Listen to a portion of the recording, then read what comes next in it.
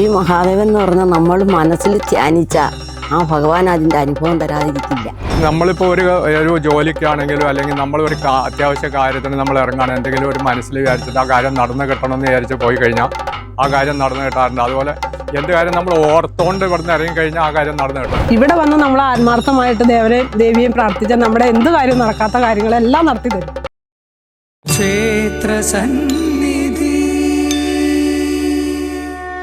Ration card media ക്ഷേത്രസന്നിധിയുടെ എല്ലാ പ്രിയ പ്രേക്ഷകർക്കും നമസ്കാരം. നമ്മളിപ്പോൾ നിൽക്കുന്നത് പെരുമ്പാവൂർ കുറുപ്പുംപടിക്ക് അടുത്തുള്ള പൊന്നയം ശ്രീ മഹാദേവ ക്ഷേത്ര സന്നിധിയിലാണ്. ക്ഷേത്ര ദർശനത്തിന് ശേഷം ഈ ക്ഷേത്രത്തെക്കുറിച്ചുള്ള കൂടുതൽ വിശേഷങ്ങൾ നിങ്ങളുമായി പങ്കുവയ്ക്കാം.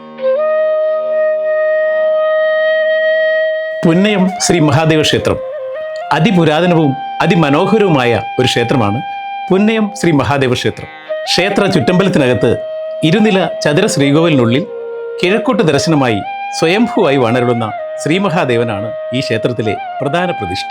ക്ഷേത്ര ശ്രീകോവിലിനകത്ത് സ്വയംഭൂവായ ശിലയാണ് നമുക്കിവിടെ ദർശിക്കുവാൻ കഴിയുന്നതെങ്കിലും ക്ഷേത്ര സങ്കല്പം അനുസരിച്ച് പാർവതി സമേതനായ സന്തുഷ്ടഭാവത്തിലുള്ള ശ്രീമഹാദേവനാണ് ഇവിടെ കുടികൊള്ളുന്നത്. അതുമാത്രമല്ല, ഈ ക്ഷേത്രത്തിൽ എത്തിച്ചേരുന്ന തൻ്റെ ഭക്തജനങ്ങൾക്ക് എന്ത് വരവും നൽകുവാൻ തയ്യാറായി നിൽക്കുന്ന ഭാവത്തിലാണ് ശിവപാർവതിമാർ ഈ പൊന്നയം മഹാദേവ ക്ഷേത്രത്തിൽ വാണരുളുന്നത്. അതുകൊണ്ട് തന്നെ ഈ ശിവപാർവതിമാരെ ഓവ് മുറിയാതെ 3 വലം വെച്ച് സന്തോഷത്തോടെ പ്രാർത്ഥിച്ചാൽ നിങ്ങളുടെ ഏതൊരാഗ്രഹവും സാധിച്ചു തരും എന്നുള്ളതുകൊണ്ട് തന്നെ നിരവധി ഭക്തജനങ്ങളാണ് ഈ ക്ഷേത്രത്തിൽ നിത്യേന ദർശനത്തിനായി എത്തിച്ചേർന്നുകൊണ്ടിരിക്കുന്നത്.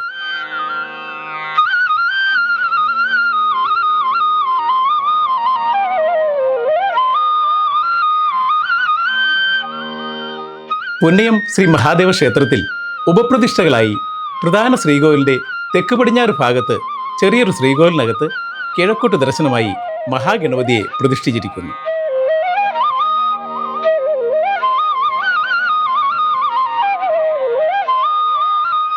കൂടാതെ ക്ഷേത്രത്തിൻ്റെ തെക്ക് പടിഞ്ഞാറെ മൂലയിൽ ചെറിയൊരു ശ്രീകോവിലിനകത്ത് കിഴക്കോട്ട് ദർശനമായി തെക്കൻ ദേവർ എന്ന സങ്കല്പത്തിൽ മഹാദേവന്റെ മറ്റൊരു പ്രതിഷ്ഠയും ഇവിടെയുണ്ട്. ഈ ശ്രീകോവിലിനോട് ചേർന്ന് ശ്രീകൃഷ്ണ സങ്കല്പത്തിൽ വിളക്ക് വച്ചിരിക്കുന്നത് നമുക്കിവിടെ കാണാവുന്നതാണ്.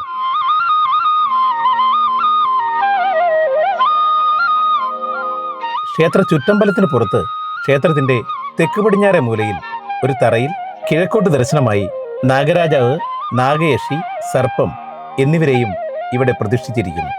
ക്ഷേത്രത്തിൻ്റെ വടക്ക് പടിഞ്ഞാറെ മൂലയിൽ ഒരു തറയിൽ ബ്രഹ്മരക്ഷസിനെയും മറ്റൊരു ചെറിയ ശ്രീകോവിലിനകത്ത് രക്ഷസിനെയും കിഴക്കോട്ട് ദർശനമായി പ്രതിഷ്ഠിച്ചിരിക്കുന്നു. ഇത്രയുമാണ് ഈ ക്ഷേത്രത്തിലെ ഉപപ്രതിഷ്ഠകൾ.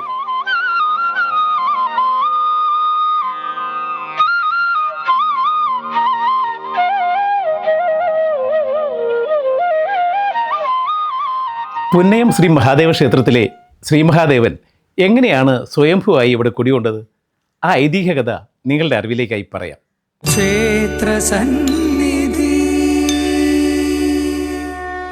അതിപുരാതന കാലത്ത് ഇപ്പോൾ ഈ ക്ഷേത്രം സ്ഥിതി ചെയ്യുന്ന ഭൂപ്രദേശം അതിമനോഹരമായ കൃഷിയിടങ്ങളായിരുന്നു. ഈ കൃഷിയിടങ്ങളിൽ പണിയെടുത്തിരുന്നത് പുലയ സമുദായക്കാരായ കർഷകരായിരുന്നു. അവർ ഈ നെൽവയലുകളിൽ പകലന്തിയോളം പണിയെടുത്ത് ഉപജീവനം നടത്തി വന്നു. അന്നീ നെൽവയലുകളെ കാലവർഷക്കെടുതിയിൽ നിന്നും മറ്റ് വന്യമൃഗങ്ങളിൽ നിന്നും സംരക്ഷിക്കുന്നതിനായി അവർ ഭദ്രകാളി അമ്മയെ കാവലാളായി ആരാധിച്ചു വന്നു. ഈ ഭദ്രകാളി അമ്മയാവട്ടെ അവരുടെ ആരാധനയിൽ സംപ്രീതിയായി ഈ നെൽവയലുകൾക്കെല്ലാം കാവലാളായി നിലകൊണ്ടു. ഭദ്രകാളി അമ്മയുടെ ഐശ്വര്യം കൊണ്ട് ഈ നെൽവയലുകൾ അതിസമൃദ്ധമായി വിളഞ്ഞു നിന്നു. ഒരു നാൾ മഹാമാന്ത്രികനും മഹാദേവന്റെ ഭക്തനുമായ ഭട്ടർ എന്ന ഭട്ടർ സ്വാമി ഈ നെൽവയലുകളിൽ യാദൃശ്യമായി എത്തിച്ചേർന്നു. അദ്ദേഹം അതിമനോഹരമായ ഈ പ്രദേശം കണ്ട് മതിമറന്നു നിൽക്കവേ അദ്ദേഹത്തിന്റെ ജ്ഞാനദൃഷ്ടിയിൽ ഇവിടെ ഭദ്രകാളി അമ്മയുടെ സാന്നിധ്യമുള്ളതായി തിരിച്ചറിഞ്ഞു. അതുമാത്രമല്ല, ഈ ഭദ്രകാളി അമ്മയ്ക്ക് ഇവിടെ കൃഷി ചെയ്യുന്ന പുലയർ കൗളാചാരപ്രകാരമുള്ള പൂജ നടത്തുന്നതിനാൽ ഈ ഭദ്രകാളി അമ്മ അതിരൗദ്രഭാവത്തിലേക്ക് മാറുന്നതായി അദ്ദേഹത്തിന് മനസ്സിലായി. അതുമാത്രമല്ല, രൗദ്രഭാവത്തിലുള്ള ഈ ഭദ്രകാളി അമ്മയുടെ സാന്നിധ്യം വരും തലമുറയ്ക്ക് ഭീഷണിയാകുമെന്ന് മനസ്സിലാക്കിയ ഭട്ടർ ഈ ഭദ്രകാളി അമ്മയുടെ രൗദ്രഭാവം കുറയ്ക്കുന്നതിനുള്ള പോംവഴികളെക്കുറിച്ച് ആലോചിച്ചു. ഒടുവിൽ മഹാദേവന് മാത്രമേ ഈ ഭദ്രകാളി അമ്മയുടെ രൗദ്രഭാവത്തെ കുറയ്ക്കുവാൻ സാധിക്കുകയുള്ളൂ എന്ന് മനസ്സിലാക്കിയ ഭട്ടർ മഹാദേവനെ സങ്കല്പിച്ച് ഈ നെൽവയലുകൾക്ക് മധ്യഭാഗത്ത് പൂജയും ഹോമവും ആരംഭിച്ചു. അങ്ങനെ ആഴ്ചകളും മാസങ്ങളും നീണ്ടുനിന്ന പൂജയ്ക്കും ഹോമത്തിനും ഒടുവിൽ ശ്രീമഹാദേവൻ ഭട്ടരുടെ മുമ്പിൽ പ്രത്യക്ഷപ്പെട്ടു. തൻ്റെ മുന്നിൽ പ്രത്യക്ഷപ്പെട്ട ശ്രീമഹാദേവനോട് ഭദ്രകാളി അമ്മയുടെ രൗദ്രഭാവം വരും തലമുറയ്ക്ക് ഭീഷണിയാകുമെന്നും ഈ ഭദ്രകാളി അമ്മയുടെ രൗദ്രഭാവം കുറയ്ക്കുന്നതിന് ഭഗവാന്റെ സാന്നിധ്യം ഇവിടെ ആവശ്യമാണെന്നും ഭട്ടർ മഹാദേവനോട് അഭ്യർത്ഥിച്ചു. ഭട്ടരുടെ ഭക്തിയിൽ സംപ്രീതനായ ശ്രീമഹാദേവൻ ശ്രീപാർവതി സമേതനായി ഉടൻ സ്വയംഭൂവായി ഇവിടെ കുടികൊള്ളുകയായിരുന്നു. പിന്നീട് വർഷങ്ങളോളം ഭട്ടർ മഹാദേവനെ ഇവിടെ ആരാധിച്ചു വരികയായിരുന്നു. നൂറ്റാണ്ടുകൾ കഴിഞ്ഞ് ഇവിടെ ഈ ശിവചൈതന്യം തിരിച്ചറിഞ്ഞ പറവൂർ രാജാവ് ഇരുനില ചതുര ശ്രീകോവിൽ പണിത് പാർവതി സമേതനായ മഹാദേവനെ ഇവിടെ കുടിയിരുത്തുകയായിരുന്നു. കർഷകർ ആരാധിച്ചിരുന്ന ഭദ്രകാളിയമ്മ ഇന്ന് ഈ ക്ഷേത്രത്തിന് മുന്നിലായി തെക്ക് കിഴക്ക് ഭാഗത്തായി മറ്റൊരു ക്ഷേത്രത്തിൽ കൂനേത്ത് ഭദ്രകാളി അമ്മയായി പടിഞ്ഞാറ് ദർശനമായി വാണരുളുന്നു. അങ്ങനെ പുന്നയം ശ്രീ മഹാദേവ ക്ഷേത്രവും കൂനേത്ത് ഭദ്രകാളി ക്ഷേത്രവും ഈ പ്രദേശത്ത് സർവ്വ ഐശ്വര്യങ്ങളോടെ നിലകൊള്ളുന്നു. ഇന്നും ഈ ഭദ്രകാളി അമ്മയുടെ രൗദ്രഭാവം കുറയ്ക്കുന്നത് ഈ മഹാദേവനാണെന്നാണ് വിശ്വാസം. മഹാദേവന്റെ ഭക്തനും മാന്ത്രികനുമായ ഭട്ടരുടെ സാന്നിധ്യം രക്ഷസ് സങ്കല്പത്തിൽ ഇന്നും ഈ ക്ഷേത്രത്തിലുണ്ട്. ഈ രക്ഷസിനെ ക്ഷേത്രത്തിന്റെ വടക്ക് പടിഞ്ഞാറ് ഭാഗത്ത് ചെറിയൊരു ശ്രീകോവിലിൽ കിഴക്കോട്ട് ദർശനമായി പ്രതിഷ്ഠിച്ചിട്ടുണ്ട്.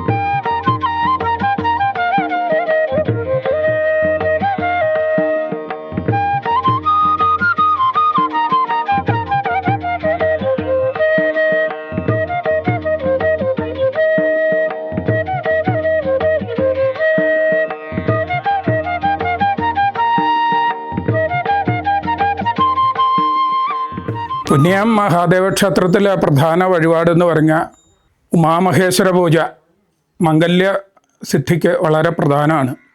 അതുപോലെ മംഗല്യത്തിന് ശേഷമാണെങ്കിലും ഈ ഒരു മനുഷ്യജീവിതം എന്ന് പറയുമ്പോൾ ഏറ്റക്കുറച്ചുകളിലും ഭിന്നിച്ചു പോകലൊക്കെ ഇന്നത്തെ കാലത്തുണ്ടല്ലോ. അങ്ങനെ മാറി നിൽക്കുന്നത് പല കുടുംബത്തിലെ ദമ്പതിമാരുടെ പേരിൽ ഇവിടെ പൂജകൾ നടത്താറുണ്ട്. അത് വീണ്ടും നല്ല രീതിയിൽ അവരുടെ ജീവിതം മുന്നോട്ട് പോയി കണ്ടിട്ടുമുണ്ട്. പലരും വഴിപാട് നടത്തി കണ്ടിട്ടുണ്ട്. പിന്നെ ഭഗവാൻ്റെ ഏറ്റവും പ്രധാന ഒരു ദിവസത്തെ പൂജ അത് വളരെ പ്രധാനമാണ്. അതായത് ഞാൻ ഇവിടെ പറയാറുണ്ട്, ഇവിടെ 3 നേരമാണ് പൂജ. ഈ 3 നേരത്തെ പൂജ കണ്ട് തൊഴുത് കഴിഞ്ഞാൽ, നമ്മളൊരു പൂജ നടത്തി അത് 3 നേരത്തെ പൂജ കണ്ട് തൊഴുത് കഴിഞ്ഞാൽ അവർ വിചാരിക്കുന്ന എന്ത് ഉദ്ദേശിച്ചാണ് അവർ ആ മഹാദേവൻ ആ പൂജ സമർപ്പിച്ചതെന്ന് വെച്ചാൽ ആ ആഗ്രഹം സാധിച്ചിട്ടുണ്ട്. ദുരിതശാന്തി, അതുപോലെ കുടുംബ ഐക്യത, ഭദ്രത, ഇതിനൊക്കെ വളരെ നല്ലത്. അതായത് ധാര, കരിക്കഭിഷേകം, പ്രത്യേകിച്ച് ഈ ശനിപ്രദോഷത്തിനൊക്കെ കരിക്കഭിഷേകം ചെയ്താൽ വളരെ നല്ലതാണ്. ദുരിതങ്ങൾ തീരുവാൻ ഏറ്റവും നല്ലതാണ്. ഇന്ന് ഞാൻ ഇവിടെ നിങ്ങളോട് നിന്ന് ഇങ്ങനെ സംസാരിക്കുന്നത് തന്നെ ഈ 2 ഭഗവതിയും ഭഗവാന്റെ അനുഗ്രഹം കൊണ്ട് മാത്രമാണ്. ഈ മഹാദേവൻ എന്ന് പറഞ്ഞാൽ നമ്മൾ മനസ്സിൽ ധ്യാനിച്ച ആ ഭഗവാൻ അതിൻ്റെ അനുഭവം തരാതിരിക്കില്ല. എത്ര നമ്മൾ മനസ്സ് നൊന്ത് വിളിച്ച ഭഗവാൻ നമ്മളെ അത് സഹായിക്കും. മനസ്സ് നൊന്ത് വിളിച്ചു കഴിഞ്ഞാൽ ഭഗവാൻ നമ്മുടെ കൂടെയുണ്ട്. ഞാൻ ദിവസവും 2 നേരം ഈ ഭഗവാന് വെളുപ്പിൻ നിർമ്മാല്യം തൊഴുവാൻ വരും. ദിവസം നിർമ്മാല്യം തൊഴുവാൻ വരും, ദിവസം വൈകുന്നേരവും വരും. എനിക്ക് ഭഗവാനെ അത്ര മനസ്സിന് എന്താണെന്ന് പറയാൻ പറ്റില്ലാത്തവണ്ണമുള്ളൊരു ഇതാണ്, അടുപ്പാണ്. ഭഗവാനോടെന്തോ വരാതിരിക്കാൻ തോന്നില്ല. എവിടെ പോയാലും ഭഗവാന്റെ വിചാരമാണ് മനസ്സിൽ. എവിടെ ദേവന്മാരുടെ അടുത്ത് പോയാലും ഭഗവാനെ ആദ്യം വിചാരിക്കുന്നത്. അത്ര ചൈതന്യവും ഉള്ള ഭഗവാനാണ്. മനസ്സിൽ ആര് വിചാരിച്ചാലും, സങ്കടപ്പെട്ട് വിചാരിച്ചാൽ ആ ഭഗവാൻ നമ്മളെ അത് ശരിയാക്കി തരും. നമ്മളിപ്പോൾ ഒരു ജോലിക്കാണെങ്കിലും അല്ലെങ്കിൽ നമ്മളൊരു അത്യാവശ്യ കാര്യത്തിന് നമ്മൾ ഇറങ്ങുകയാണ്, എന്തെങ്കിലും ഒരു മനസ്സിൽ വിചാരിച്ചിട്ട് ആ കാര്യം നടന്നു കിട്ടണമെന്ന് വിചാരിച്ച് പോയി കഴിഞ്ഞാൽ ആ കാര്യം നടന്നു കിട്ടാറുണ്ട്. അതുപോലെ എന്ത് കാര്യം നമ്മൾ ഓർത്തുകൊണ്ട് ഇവിടുന്ന് ഇറങ്ങിക്കഴിഞ്ഞാൽ ആ കാര്യം നടന്നു കിട്ടും. നമ്മൾ ഓർക്കാണ്ട് ഇറങ്ങിക്കഴിഞ്ഞാൽ ചിലപ്പോൾ അത് നടക്കാറുമില്ല. അങ്ങനെ ഒരു ഇതും കൂടെ ഉണ്ടാവാറുണ്ട്. കാരണം എന്ത് കാര്യങ്ങളും നമ്മൾ ഓർത്ത് മനസ്സിൽ വിചാരിച്ചിട്ട് നമ്മൾ വീട്ടിൽ നിന്ന് ഇറങ്ങിക്കഴിഞ്ഞാൽ ആ കാര്യം നടക്കാറില്ല, അല്ലെങ്കിൽ ഇവിടെ വന്ന് തൊഴുതിട്ട് പോയി കഴിഞ്ഞാൽ. കൂനയത്ത് ഭദ്രകാളി ഇതെന്ന് പറഞ്ഞ അമ്മ എന്ന് പറഞ്ഞു കഴിഞ്ഞാൽ അത് പലരും നേരിട്ട് തന്നെ കണ്ടേക്കണതാണ് ഇവിടെ. കാരണം ഇവിടെ ഒരു കളരി നേരത്തെ ആദ്യം പഠിപ്പിച്ചുകൊണ്ടിരുന്നു. അപ്പോൾ ഒരു ദിവസം കളരി ഉണ്ടായിരുന്നില്ല. അപ്പോൾ ഒരാളതിൽ കാലത്ത് ഇപ്പോൾ ഒത്തിരി വർഷങ്ങളായില്ല അത്. അപ്പോൾ അവിടെ ആ മുറ്റത്ത് ചെന്ന് നിന്ന് കഴിഞ്ഞപ്പോൾ ഇങ്ങനെ ഒരു സ്ത്രീയുടെ വേഷത്തിൽ ഒരാൾ വന്ന് ചോദിച്ചു എന്തിനാ ഇവിടെ നിൽക്കണേന്ന് ചോദിച്ചു. അപ്പോൾ പറഞ്ഞു ഇങ്ങനെ കളരിക്ക് വന്നേക്കണാണ്. എന്നാൽ ഇന്ന് ഇവിടെ നിൽക്കണ്ട, നിങ്ങളെല്ലാവരും പോയിക്കോളൂ, ഇവിടെ കളരി ഇല്ല എന്ന് പറഞ്ഞ് അവിടുന്ന് പറഞ്ഞു വിടുകയത്. നമ്മൾ എന്ത് വിചാരിച്ച ഒരു കാര്യത്തിന് വന്നു കഴിഞ്ഞാലും അത് നടന്നു കിട്ടിയിട്ടുണ്ട്. അല്ലാണ്ട് ഇന്നതല്ല. ഞാനിവിടെ മിക്കവാറുമൊക്കെ എല്ലാ കൂട്ടത്തിനും സഹകരിക്കണതും പല കാര്യങ്ങളും ചെയ്യാറുണ്ട് ഇവിടെ. അപ്പോൾ അങ്ങനെ ഞാനിവിടെ മിക്കവാറും ഒക്കെ വന്ന് എല്ലാ ദിവസം തന്നെ ഒന്ന് തൊഴണതാണ്. മഹാദേവനെ പറ്റി ഇവിടെ ഞങ്ങളുടെ എല്ലാം മനസ്സിൻ്റെ ഒരു ആശ്രയമാണ്, ഞങ്ങളുടെ അഭയസ്ഥാനമാണിത്. നമ്മുടെ അടുത്ത് തന്നെ, പിന്നെ എന്തും പ്രാർത്ഥിച്ചാൽ എന്തും തരുന്നൊരനുഭവങ്ങളാണ് ഞങ്ങൾക്ക് തോന്നിയിട്ടുള്ളത്. ജീവിതത്തിൽ ഞാൻ ഒക്കെ എന്ന് പറഞ്ഞാൽ വളരെ കഷ്ടപ്പെട്ടതാണ്. എനിക്കൊരു ചെറിയ ജോലി ആയാലും കിട്ടി, എൻ്റെ മക്കൾക്കായാലും വലിയ കുഴപ്പമില്ലാതെ ഓരോ ജോലിയൊക്കെ എല്ലാം ഭഗവാന്റെ അനുഗ്രഹമാണെന്ന് വിചാരിക്കുകയാണ്. എൻ്റെ മകൻ കഴിഞ്ഞ വർഷം ഒരു വൈറസ് രോഗം പിടിപെട്ട് ഗില്ലൻബാരി സിൻഡ്രോം എന്നൊരു രോഗം പിടിപെട്ട് കൂടുതലായി എൻ്റെ വീട്ടിൽ കിടന്ന സമയത്ത് കോലഞ്ചേരി ആശുപത്രി കൊണ്ടുപോയപ്പോൾ അവർ പറഞ്ഞു രക്ഷയില്ല, കൊണ്ടുപോയിക്കോ, കോട്ടയം മെഡിക്കൽ കോളേജിലേക്ക് കൊണ്ടുപോയിക്കോളാൻ പറഞ്ഞു. അവിടെ കൊണ്ടുപോയി ചെന്നപ്പോൾ അവർ പറഞ്ഞു മകന് രക്ഷയില്ല, 13 പേർക്ക് ഈ അസുഖം പിടിപെട്ടു, 12 ആളുകളും മരിച്ചു, എൻ്റെ മകൻ മാത്രമാണ് ബാക്കിയുള്ളത്. അവിടെ നിന്നുകൊണ്ട് തന്നെ എൻ്റെ മഹാദേവാന്ന് ഞാൻ ഉറക്കെ വിളിച്ച് കരഞ്ഞു. ഭഗവാനെ, എൻ്റെ മോനെ രക്ഷിക്കൂ ഭഗവാനെ, എനിക്ക് രാത്രി ഉറക്കമില്ല, ഊണുമില്ല, ഒന്നുമില്ല. മഹാദേവ ഭഗവാന് ഞാൻ 108 കുടം ധാര ഭഗവാന്റെ സന്നിധിയിൽ ഞാൻ വന്ന് കഴിച്ചേക്കാം, എൻ്റെ മകനെ എത്രയും പെട്ടെന്ന് രക്ഷപ്പെടുത്തുമെന്ന് പറഞ്ഞു. എൻ്റെ മകൻ എത്രയും പെട്ടെന്ന് സുഖം പ്രാപിക്കണമെന്ന് പ്രാർത്ഥിച്ചു. അവൻ്റെ ശരീരത്തെ പെരുപ്പ് വയറ് വരെയായി. അപ്പോൾ ഡോക്ടർ പറഞ്ഞു ഇനി മകന് രക്ഷയില്ലാന്ന് പറഞ്ഞു. ഞാൻ ഓടി ഇവിടെ മഹാദേവൻ്റെ അടുത്തേക്ക് വന്ന് അവിടെ സാഷ്ടാംഗം ഞാൻ കരഞ്ഞപേക്ഷിച്ചു. അപേക്ഷിച്ച് കഴിഞ്ഞ് പിറ്റേ ദിവസം എൻ്റെ ബ്ലഡ് ടെസ്റ്റ് ചെയ്തപ്പോൾ പറഞ്ഞു രോഗം കുറഞ്ഞു. ലാസ്റ്റ് ഒരാളാണ്, എൻ്റെ മകൻ മാത്രമാണ് രക്ഷപ്പെട്ടത്. അതെൻ്റെ മഹാദേവൻ്റെ, എൻ്റെ കൂനേത്തമ്മയുടെ അനുഗ്രഹം കൊണ്ട് എൻ്റെ ഭഗവാൻ രക്ഷപ്പെടുത്തിയതാണെന്ന് ഞാൻ പറയുന്നു. അതിന് ഭഗവാന് ഞാൻ ആയിരം നന്ദി പറയുന്നു. ഇതാണ് എനിക്കുണ്ടായ ഒരു അനുഭവം. ഈ മഹാദേവൻ ഏതൊരാപത്തിലും ഏതൊരു പ്രതിസന്ധിയിലും കൂടെയുണ്ട്. അത് അവർക്ക് അറിയില്ലാത്തതുകൊണ്ടാണ്. 1-2 പ്രാവശ്യം ഈ ഭഗവാന്റെ അമ്മയുടെ അടുത്ത് ചെന്നൊന്ന് പ്രാർത്ഥിച്ചാൽ അവർക്കുണ്ടായ ആ മനസ്സിൻ്റെ സന്തോഷം, അത് തന്നെയല്ല അവരുടെ എല്ലാ ബുദ്ധിമുട്ടുകളും ദുഃഖങ്ങളും ദുരിതങ്ങളും ഈ ഇരിക്കുന്ന പുന്നേ മഹാദേവനും ആ കൂനേത്തമ്മയും മാറ്റി കൊടുക്കും. നല്ല ഉറപ്പുണ്ട്. അത് അറിയില്ലാത്തവർ ഇവിടെ വന്ന് 1-2 പ്രാവശ്യം തൊഴുത് കഴിയുമ്പോൾ അവർക്കത് മനസ്സിലാവും. എനിക്ക് വീടൊന്നും ഉണ്ടായിട്ടില്ലായിരുന്നു. അപ്പോൾ വീട് പണിയാനും പിന്നെ എൻ്റെ കൊച്ചിൻ്റെ വിദ്യാഭ്യാസം ഡിഗ്രി CMA USA ക്കാണ് പുള്ളിക്കാരി പഠിക്കണമായിരുന്നു. പരീക്ഷയ്ക്ക് ഞാനിവിടെ വന്ന് പ്രാർത്ഥിച്ചിട്ട് പോയി. എല്ലാവരും തോറ്റു, എഴുതിയ പിള്ളേരൊക്കെ തോറ്റു. അപ്പോൾ എൻ്റെ കൊച്ചിന് വേണ്ടി ഞാൻ ഇവിടെ പ്രാർത്ഥിച്ചു. കൊച്ചു ജയിക്കുകയും ചെയ്തു ആ പരീക്ഷയ്ക്ക്. ഇവിടെ വന്ന് നമ്മൾ ആത്മാർത്ഥമായിട്ട് ദേവിയെയും പ്രാർത്ഥിച്ചാൽ നമ്മുടെ എന്ത് കാര്യവും നടക്കാത്ത കാര്യങ്ങളെല്ലാം നടത്തി തരും.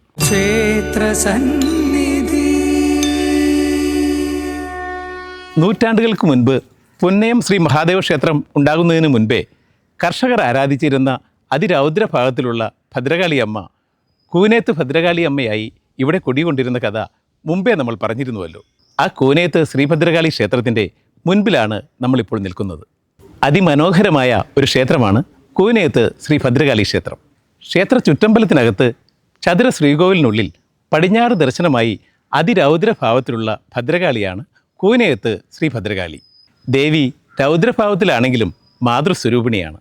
ഈ ദേവിയെ ദർശനം ചെയ്ത് പ്രാർത്ഥിച്ചാൽ ദാരിദ്ര്യ ദുഃഖങ്ങളിൽ നിന്നും ശത്രുദോഷങ്ങളിൽ നിന്നും നിങ്ങളെ സംരക്ഷിച്ച് സർവ്വ ഐശ്വര്യത്തിലേക്ക് എത്രയും പെട്ടെന്ന് കൈപിടിച്ചുയർത്തുവാൻ ഭക്തവത്സലയായ ഈ കൂനേത്ത് ഭദ്രകാളി അമ്മയ്ക്ക് സാധിക്കും. അതുകൊണ്ട് തന്നെ ഈ ഭദ്രകാളി ദർശനം സർവ്വ ഐശ്വര്യത്തിനും ശത്രുദോഷ നിവാരണത്തിനും അത്യുത്തമമാണ്. കൂനേത്ത് ഭദ്രകാളി ക്ഷേത്രത്തിൽ പടിഞ്ഞാറോട്ട് ദർശനമായിട്ടാണ് കുടികൊള്ളുന്നത്. രൗദ്രഭാവത്തിലുള്ള ദേവിയായിട്ടാണ് ഇവിടെ സങ്കല്പം. കുടുംബ ഐശ്വര്യങ്ങൾക്കും സമൃദ്ധിക്കും ധാരാളം ഭക്തജനങ്ങൾ അമ്പലത്തിൽ വരാറുണ്ട്, വഴിപാടുകൾ നടത്താറുണ്ട്. ഇത് കുടുംബ ഐശ്വര്യങ്ങൾക്ക് നല്ലതാണ്. കൂനേത്ത് ശ്രീ ഭദ്രകാളി ക്ഷേത്രത്തിൽ രാവിലെ 6 മുതൽ 9:30 മണി വരെയാണ് രാവിലത്തെ സമയം. എല്ലാ ദിവസവും വൈകുന്നേരം പൂജയില്ല. എല്ലാ മാസവും അശ്വതി നാളിൽ 2 നേരം പൂജയുണ്ട്. അശ്വതി നാളിൽ എല്ലാ മാസവും വലിയ കുരി നടത്താറുണ്ട്. പ്രധാനപ്പെട്ട വഴിപാട് കടുംപായസം, തിരുമധുരം ഇതൊക്കെയാണ്. പിന്നെ പുഷ്പാഞ്ജലി, ഗുരുതി പുഷ്പാഞ്ജലി, സ്വയംവര പുഷ്പാഞ്ജലി ഇതൊക്കെ നടത്താറുണ്ട്. ഗുരുതി പുഷ്പാഞ്ജലി അധികം ശത്രുസംഹാരം, ശത്രുദോഷങ്ങൾക്കെല്ലാം ഗുരുതി പുഷ്പാഞ്ജലി നടത്തുന്നു. സ്വയംവര പുഷ്പാഞ്ജലി വിവാഹ കാര്യങ്ങൾക്കും കാര്യസാധ്യത്തിനും നടത്തുന്നു. ഭാഗ്യസൂക്ത പുഷ്പാഞ്ജലി, സംവാദസൂക്ത പുഷ്പാഞ്ജലി എന്നിവയും ഇവിടെ നടത്താറുണ്ട്. അതും കാര്യസാധ്യങ്ങൾക്ക് വേണ്ടിയാണ് നടത്തുന്നത്. ഇവിടുത്തെ ഉപപ്രതിഷ്ഠയായിട്ട് മൂലസ്ഥാനം വടക്കൻ ചൊവ്വയാണ്. അവിടെ ശാന്തിക്കാരല്ല പൂജ കഴിക്കുന്നത്, വേറെ സമുദായത്തിൽപ്പെട്ട ആൾക്കാരാണ് അവരെ പൂജ കഴിക്കുന്നത്. മകരമാസം 20-ാം തീയതിയാണ് പുന്നേത്ത് മഹാദേവ ക്ഷേത്രത്തിൽ കൊടിയേറ്റ് എടുത്തുന്നത്. ആ ഉത്സവത്തോടനുബന്ധിച്ചാണ് ഇവിടെയും ഉത്സവം നടത്താറ്. ഇനി പുന്നയം ശ്രീ മഹാദേവ ക്ഷേത്രത്തിലെ വിശേഷ ദിവസങ്ങളെക്കുറിച്ച് പറയാം. എല്ലാ ആഴ്ചയിലെയും തിങ്കൾ ശനി ദിവസങ്ങളും എല്ലാ മാസത്തിലെയും തിരുവാതിര നാളും ഇവിടെ അതിവിപുലമായി ആചരിച്ചു വരുന്നു. ഈ തിരുവാതിര നാളിൽ ഈ ക്ഷേത്രത്തിൽ തിരുവാതിര ഊട്ടും നടത്തി വരുന്നു. പുന്നയം ശ്രീ മഹാദേവ ക്ഷേത്രത്തിലെ വിശേഷ ദിവസങ്ങൾ ആഴ്ചയിൽ തിങ്കൾ ശനി ദിവസം പ്രധാനമാണ്. എല്ലാ മാസത്തും തിരുവാതിര ഊട്ട്, തിരുവാതിര ബ്രാഹ്മണർക്ക് കാലി കഴിച്ചു കൂട്ടും, മറ്റുള്ളവർക്ക് സജീവമായിട്ട് എല്ലാ മാസവും നടത്തി വരുന്നു. പ്രദോഷ പൂജ എല്ലാ മാസത്തിലും പ്രദോഷത്തിന് നടത്തുന്നു. ആയില്യപൂജ, സർപ്പത്തിന് ആയില്യപൂജ നൂറുമ്പാലുമായിട്ട്, നൂറുമ്പാല് സഹിതം ഉള്ള ആയില്യം പൂജ എല്ലാ മാസവും ആയില്യ ദിവസം നടത്തുന്നു. പിന്നെ വാർഷികമായിട്ടിവിടെ ആചരിച്ചു വരുന്ന വിശേഷങ്ങൾ, ചിങ്ങമാസത്തിൽ ഓണം, അതിന് വിശേഷാൽ പൂജകളും കാര്യങ്ങളും മറ്റു വിശേഷാദി ചടങ്ങുകളും ഉണ്ട്. കൂടാതെ ധനുമാസത്തിലെ തിരുവാതിരയ്ക്ക് തിരുവാതിരകളി, മറ്റ് പ്രസാദ ഊട്ട് ഇത്യാദികൾ നടന്നു വരുന്നു. വാർഷികമായിട്ടുള്ള വിശേഷത്തിൽ ശിവരാത്രിക്കും പ്രാധാന്യം, ശിവരാത്രി ദിവസം അഖണ്ഡനാമ ജപവും പ്രസാദ ഊട്ടും അതുകൊണ്ട് വാർഷികമായിട്ട് മണ്ഡലക്കാല ചെറുപ്പ് വൃശ്ചികം 1 മുതൽ 41 ദിവസം ചെറുപ്പ് നടന്നു വരുന്നു. മേടമാസത്തിലെ വിഷു ദിവസം കണി കാണലും എല്ലാവർക്കും വിഷു കൈനീട്ടം നൽകലും ചടങ്ങുകളും വിശേഷാൽ പൂജകളും നടന്നു വരുന്നു. പിന്നെ വാർഷികമായിട്ട് ശാസ്താവിൻ്റെ സാന്നിധ്യം, ശാസ്താവിൻ്റെ അനുഗ്രഹം നേടുന്നതിനായിട്ടും ശാസ്താവിന് മണ്ഡലകാലത്ത് ഒരു ദിവസം പാനകപൂജ അയ്യപ്പ ദേശവിളക്കായിട്ട് നടത്തുന്നു. അതിനും പ്രസാദ കൂട്ടും ജനങ്ങളുടെയൊക്കെ സാന്നിധ്യവും വളരെ പ്രാധാന്യമുള്ള കാര്യങ്ങളാണ്. ഇത്രയുമാണ് പുന്നയം ശ്രീ മഹാദേവ ക്ഷേത്രത്തിലെ വിശേഷ ദിവസങ്ങൾ. ഇനി പുന്നയം ശ്രീ മഹാദേവ ക്ഷേത്രത്തിലെ ഉത്സവത്തെക്കുറിച്ച് പറയാം. സാധാരണ ക്ഷേത്രങ്ങളിൽ ദേവൻ്റെ ജന്മനക്ഷത്രത്തെ അടിസ്ഥാനമാക്കിയാണ് ഉത്സവം ആരംഭിക്കുന്നതും പര്യവസാനിപ്പിക്കുന്നതും. എന്നാൽ ഈ ക്ഷേത്രത്തിൽ അതിൽ നിന്നെല്ലാം വളരെ വ്യത്യസ്തമായി മകരം 20-നാണ് കൊടി കയറുന്നത്. 6 ദിവസം നീണ്ടു നിൽക്കുന്ന ഈ ഉത്സവം 6-ാം ദിവസം ആറാട്ടോടെ അതിവിപുലമായ ചടങ്ങുകളോടെ അവസാനിക്കുന്നു. ഈ ഉത്സവത്തിൽ പങ്കെടുക്കുന്നതിനായി നാടിൻ്റെ നാനാഭാഗങ്ങളിൽ നിന്നും നിരവധി ഭക്തജനങ്ങളാണ് ഈ ക്ഷേത്രത്തിൽ എത്തിച്ചേരുന്നത്. പുന്നയം മഹാദേവ ക്ഷേത്രത്തിലും പുനയത്ത് ഭദ്രകാളി ക്ഷേത്രത്തിലും തിരുവുത്സവം മകരം 20-ാം തീയതി വൈകിട്ട് 8 PM ക്ഷേത്രം തന്ത്രി ബ്രഹ്മശ്രീ നാരായണൻ നമ്പൂതിരിയുടെ മുഖ്യ കാർമ്മികത്വത്തിൽ തൃക്കൊടിയേറ്റ് നടത്തപ്പെടുന്നു. തുടർന്ന് മറ്റു വിശേഷാൽ പൂജകൾ 2-ാം ദിവസം, 3-ാം ദിവസം, 4-ാം ദിവസം ക്ഷേത്രത്തിൽ ഉത്സവലി ദർശനം പതിവ് ചടങ്ങുകളാണ്. അതിൽ ദീപാരാധനയ്ക്ക് പഞ്ചവാദ്യം, സോപാന സംഗീതം, പ്രസാദമൂട്ട്, എല്ലാ ഉത്സവലിക്കും ഭഗവാന്റെ സന്നിധിയിൽ പ്രസാദമൂട്ട് ഉണ്ടായിരിക്കുന്നതാണ്. അതുപോലെ തന്നെ 4-ാം ദിവസമായ വലിയ വിളക്ക് ഇവിടെ തൊട്ടടുത്ത ദേവീക്ഷേത്രമായ കുനേത്തമ്മയുടെ സന്നിധിയിൽ നിന്നും 3 ഗജവീരന്മാരുടെ അകമ്പടിയോടെ പഞ്ചാരിമേളം, പഞ്ചവാദ്യം എന്നിവയുടെ അകമ്പടിയോടുകൂടി ക്ഷേത്രസന്നിധിയിലേക്ക് വന്ന് മൈതാനത്ത് വളരെ ഭംഗിയായി 60-ൽ പരം കലാകാരന്മാരുടെ പഞ്ചാരിമേളവും അതിനോടൊപ്പം 7 മണി കഴിഞ്ഞ് 7:30 പഞ്ചവാദ്യത്തോടുകൂടി ദീപാരാധന, വലിയ വിളക്ക്, അതുപോലെ 25-ാം തീയതി ഭഗവാന്റെ വടക്കേ സൈഡിലായിട്ടുള്ള തീർത്ഥകുളത്തിൽ ആറാട്ടോടുകൂടി ഭഗവാന്റെ കൊടി ഇറങ്ങുകയാണ്. അത് കഴിഞ്ഞ് 1000-ൽ ചില്ലാൻ പേരുടെ പ്രസാദമൂട്ട് ഭഗവാന്റെ സന്നിധിയിൽ നടത്തപ്പെടുന്നു. ഇതോടുകൂടി തിരുവുത്സവം സമാപിക്കുകയാണ്. പുന്നയം ശ്രീ മഹാദേവ ക്ഷേത്രത്തിൽ ദിനം തോറും നിരവധി ഭക്തജനങ്ങളാണ് എത്തിച്ചേരുന്നത്.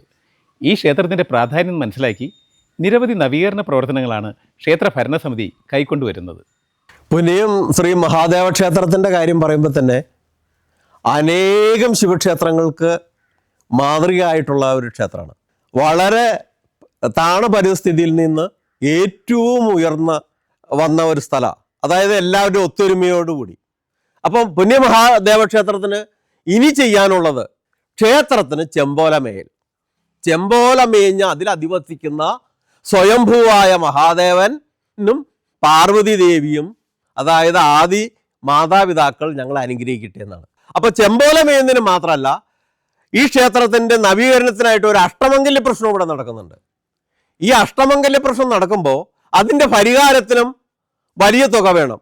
അപ്പം നല്ലവരായ എല്ലാ ക്ഷേത്ര വിശ്വാസികളും ഞങ്ങൾക്ക് അഹമഹമികയ മുമ്പ് ഞാൻ എന്നുള്ള മട്ടിൽ സംഭാവന തന്ന് ഈ ക്ഷേത്രത്തെ എത്രത്തോളം ഉന്നതിയിലെത്തിക്കാമോ അത്രയും എത്തിക്കുക. അതൊരു മഹാപുണ്യമാണ്. ആ പുണ്യത്തിൽ പങ്കാളികളാകാൻ എല്ലാവരെയും ക്ഷണിക്കുന്നു. അതിനെല്ലാവരും അവനവനാൽ പറ്റുന്ന സംഭാവനകൾ തന്ന് ഈ ക്ഷേത്രത്തിൻ്റെ അഭിവൃദ്ധിക്കായി പ്രാർത്ഥിക്കണമെന്ന് കൂടി ഞാൻ അഭ്യർത്ഥിക്കുന്നു.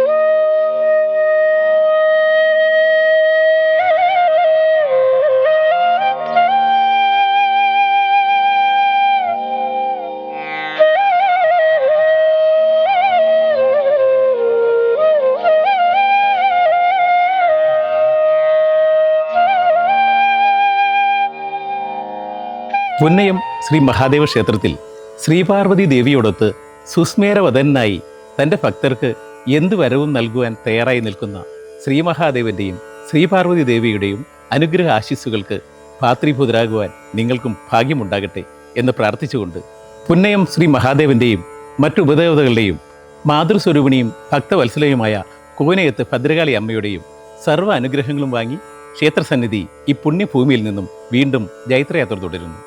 റേഷൻ കാർഡ് മീഡിയ ക്ഷേത്രസന്നിധിയുടെ പുതുമയുള്ള ക്ഷേത്രവിശേഷങ്ങളുമായി അടുത്തയാഴ്ച വീണ്ടും കാണാം. നന്ദി, നമസ്കാരം.